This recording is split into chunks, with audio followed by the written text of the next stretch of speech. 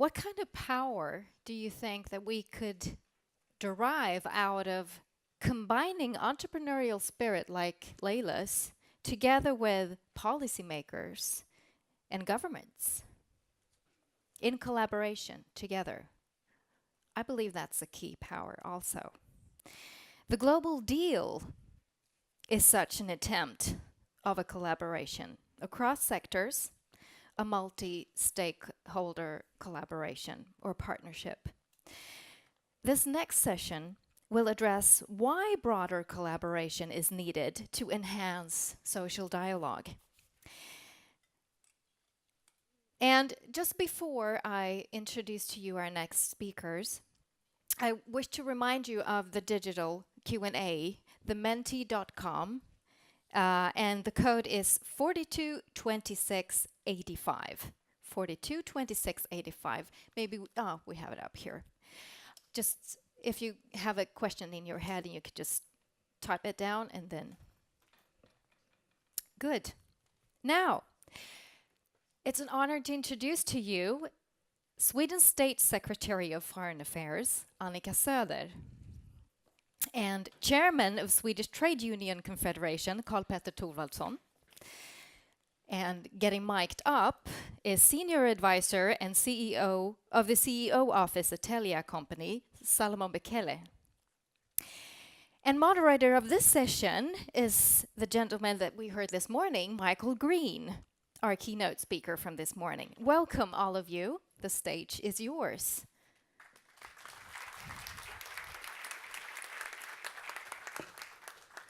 Thank you. So this global deal, Annika, maybe I can turn to you first. What is the global deal all about? The global deal got its inspiration from the Swedish experience that I guess many in this audience are familiar with. We pride ourselves of having a social dialogue ongoing since 1936.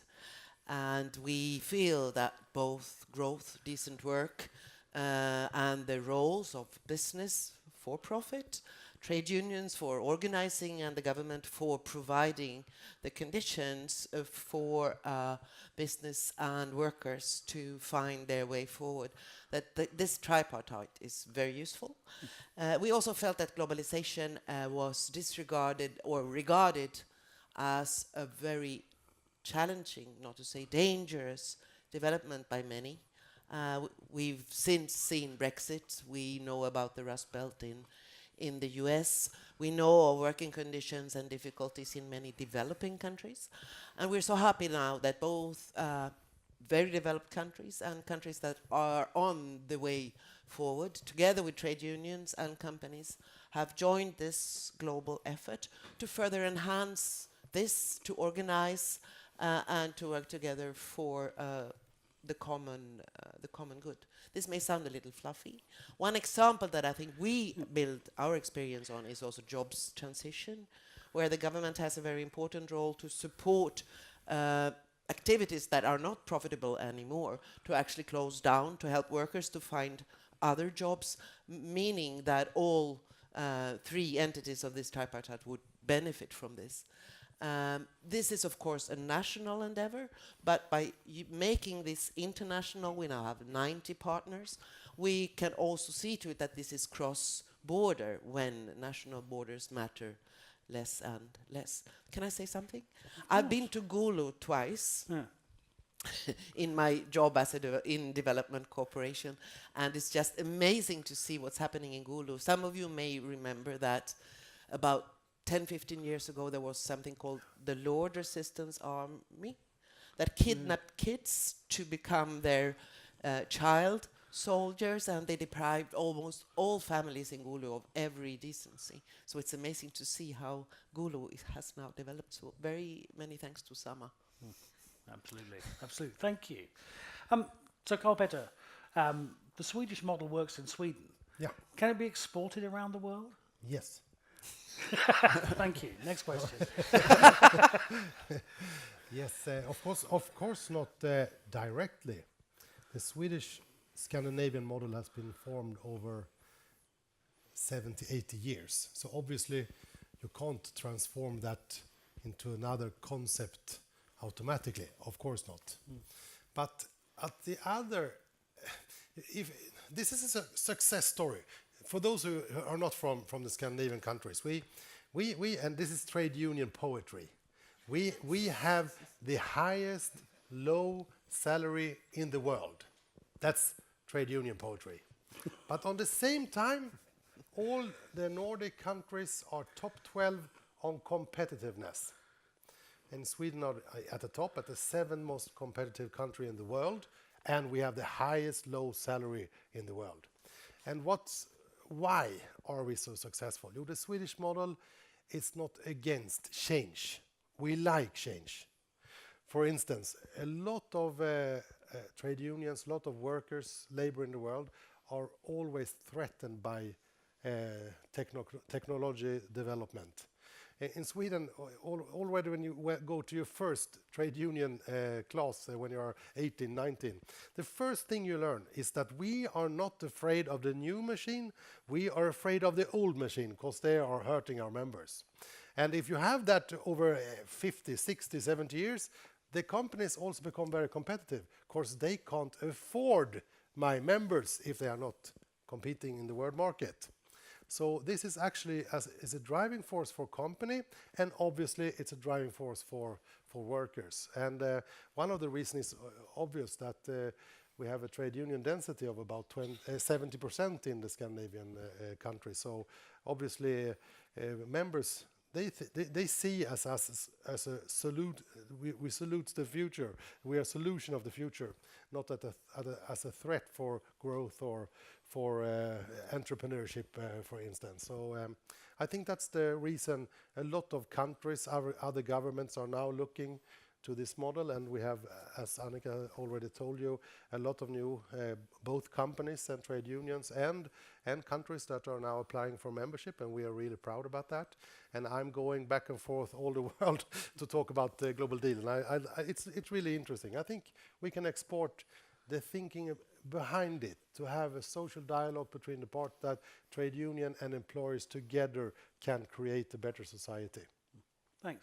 Can I just press a bit on this though? Yeah. Because, I mean, in a lot of developing countries, you don't have the same structured labour market. No. The poor are not workers, they're living in the informal economy. Yeah. So is a global deal just going to entrench the privilege of those who have jobs and are working in the structured labour market at the cost of those who are not? How's it applied to countries with different labour markets? You're totally right, and the informal sector, it's really tough for us to find solution to. And you heard Laila before. I mean, I agree 100%. To provide job in a formal sector with not high, but a salary you can live. That's the key question. And we also make a lot of cooperation. For instance, most successful is SEVA, Self-Employed Women Association of India, which is now about 3 million women members, and they also double women income from, in their case, $1 to $2. And they're working with almost the same skill training as you described earlier on. And obviously that you have to work in one way when you have informal sector and starvation, poverty. But a lot of middle income countries in the world are can directly go into global deal situation, but obviously it's not people from the street that will go into global deal. No, it's not. Thanks. I mean, Annika, you're a foreign minister, you've been an international development minister, you must have a perspective on this as well. First, I believe that if a country organizes better and if entrepreneurs and others are allowed in, you will also see a growth of the formal sector as opposed to the informal sector, as we've just seen, and the realization that also from business, that if you have organized, skilled, educated, healthy workers, your business will also work better. But I don't think we can limit this activity of social dialogue to developing countries. One of our most active partners is actually the government of France, the trade unions in France, and most big companies in France. And they have identified another problem, and that is that they have not been able over decades to forge an understanding of where they are going with their economic and social development. They are suffering from almost institutional strikes, for example, that sort of prevents them from moving forward. Business feel that trade union is blocking every change. So there is also a learning process for a big and very developed country like France, or take all the women workers in Cambodia and Bangladesh that work not least in the textile industry, for them to have decent work conditions, a stable employment situation would also lead to benefits for the government and for the many international companies that are using those countries for their production. So it's many-fold in a way. And let me also say, since I'm now in peace and security, foreign affairs, that hope, job and decent job are the most important factors, I believe, today. And we see many, many difficult situations. We have trade wars looming. We have terrorism becoming attractive for many young people. And if young people do not have jobs and the possibility of seeing hope for their future, we will most likely see more unrest and more difficulties in the world. So that is why this reaching out to others is important. We should remember that the three social dialogue partners in Tunisia actually got the Nobel Peace Prize for peace. I think it was in 2015, with the recognition from Oslo that how the labor market works and that the government also understands this is worth saluting and honoring. Thank you. Well, look, Solomon, the government thinks this is a great idea. The trade unions think it's a great idea. What's in it for business, this global deal? Well, for business, it's really, I mean, in the past few years, many things have changed, and society has changed, and as a business, I was talking to someone over lunch about this, how before maybe you could do business differently in one place than you did in another place. I mean, we're a case in point that it's not possible to conduct business in that way anymore. So you have to think about things a little bit differently, and also we have this technological change that is sort of changing the way we operate as a business, meaning that we have to reinvent ourselves and work more together with others in order to build our business going forward. Where before we as a telecommunications operator worked in sort of what we call an ecosystem, and now it's becoming an ecosystem where we interact with many different stakeholders, with society, in order to make the most of these digital opportunities. And we do this from a business perspective. But in order to succeed, we need to integrate also the sustainability aspect of things. And in that context is where we see Global Deal as being one part of what we do. And that is engaging in dialogue on topics that are of interest for us, being one of the biggest sources in Sweden. We have 38,000 suppliers globally. So even though our business is now becoming more and more of a Nordic and Baltic operation, we're still a global in the sense that we source many of the things we need to carry out our business from markets all around the world. And if we can engage in a dialogue with the trade unions and with governments on decent conditions for the workforce in all the markets where we source our products from, then that's good for us. That's good for our business, because that's what our customers expect from us. And for us to be able to look them in the face and tell them that they should buy our products or our services, we need to do right through the whole value chain. And also I see this as something where a lot of companies, I mean, we as a big company, we have a lot of resources to dedicate to this type of thing. But there are a lot of small to medium-sized companies. We saw some examples here before, working now with a global business model and being active in many different geographies. And maybe they don't have the same resources to audit their suppliers, but if we can share the knowledge that we amass, and then also get the power of the numbers. I mean, if everybody does this and are decent in the way that they source their products, then everybody will gain from that. So that's basically our starting point for being active in the global deal. Okay, but help me out here. I pick up the newspaper and I hear about the rise of the robots, a computer's going to take my job, digitization, informality, the end of work. How does that fit with the global deal? Is the global deal sort of describing a labor market that used to be rather than the future of work? But I think that this is something, maybe the pace, or it's obvious that the pace is sort of rapidly increasing, but we've seen this all through history. I mean, we're a 165-year-old startup. That's what we sometimes say. I mean, we've been a telecommunications operator, starting with telegraphy in the 1850s and as a government authority. And now we're a listed company and working with mobile communications and digitalization.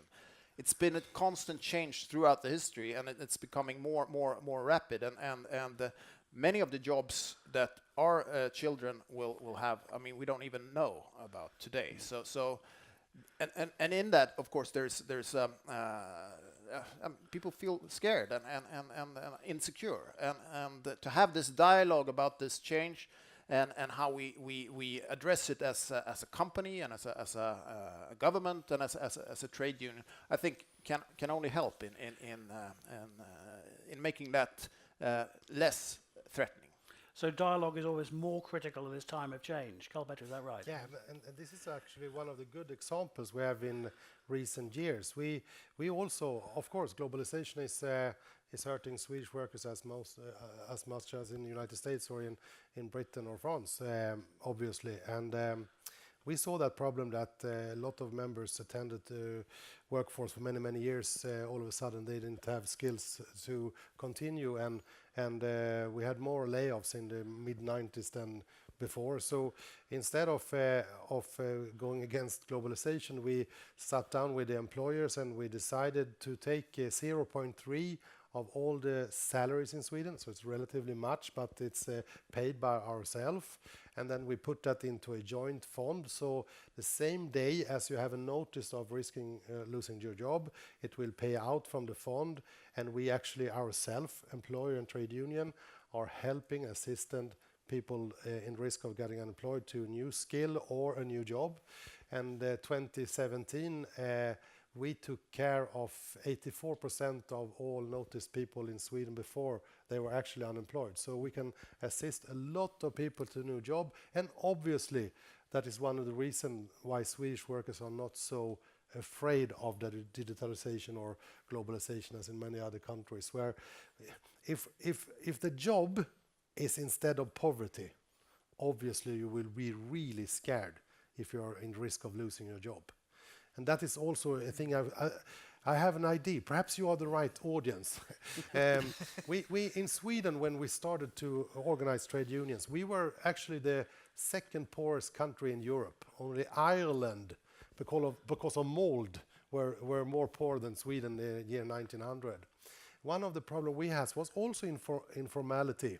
A lot of people were in trade unions. They were kicked out, and their job moves into informality. So the trade union started ourselves. We took our own money to put into unemployment funds, so that if you were kicked out, you could actually have a small amount from our insurance against unemployment, so you didn't risk to have your family in poverty and starvation. Perhaps that could be, in a region, in a country, a test to see if we can avoid informality. The alternative is not starvation. The alternative is a small amount of money if you are kicked out of a formalized job. So if anybody here are interested to make such a survey or such in a small part of a country, such a model, we are happy to be working together with you. That would be very interesting to see if that could work. Because that was our success story in the trade union movement in Europe. It's a success story. Perhaps that's also the case in poor country. We don't know. Or the government, perhaps. Annika. Okay, so look, this is a lot of people here are donors and they're thinking about how to use their money. They want to know about success metrics. So I wonder what each of you, starting with you, Carl-Petter, what will success look like for the global deal? Success will be a success if companies and trade unions having a lot of debates, a lot of negotiation on salaries, on well-being of their members. But in the end of the day, if they could have good contacts and good cooperation on development of their own country or their own company, so that you be dual, both negotiate salaries, but in the same time help the company and the country to be more successful. If that could be the case, that will be a success story. Cool. Thank you. Annigas, what's success? A few examples. One would be that the world would achieve goal 8 and 10. The goal 17 is more of a tool because it's about partnerships. But if we could actually arrive at what we have aimed for in 2030, that would be a good measurement. In a way, I would say it's already a success. Since OECD and ILO have agreed to take over Global Deal. We will hand it over in August or September, and the secretariat will be formed in Paris for everyone to pick up findings, analysis, the flagship report that will come out every year to inspire all the three partners to further the idea of social dialogue, bringing both decent work and economic and social development and profit, all of it at the same time. And I think you could also measure through what we were talking about before, general economic and social development, and also hopefully less conflicts and tensions globally that could come from a more hopeful and satisfied population. You've set a high bar for Very high. success. Salomon, for you, what's success look like? Creating more of a level playing field and making it facilitating sourcing. I mean, if conditions are improved in countries such as Asia, take India, take Bangladesh, take China. China and India are two big countries for us when it comes to sourcing. If the global deal can expand and become this forum for discussing how to raise and sharing best practices and then raise the playing field to a level which makes it easier for us to find good suppliers that can provide us with what we need to do our business. And that's also something that will. That we've seen.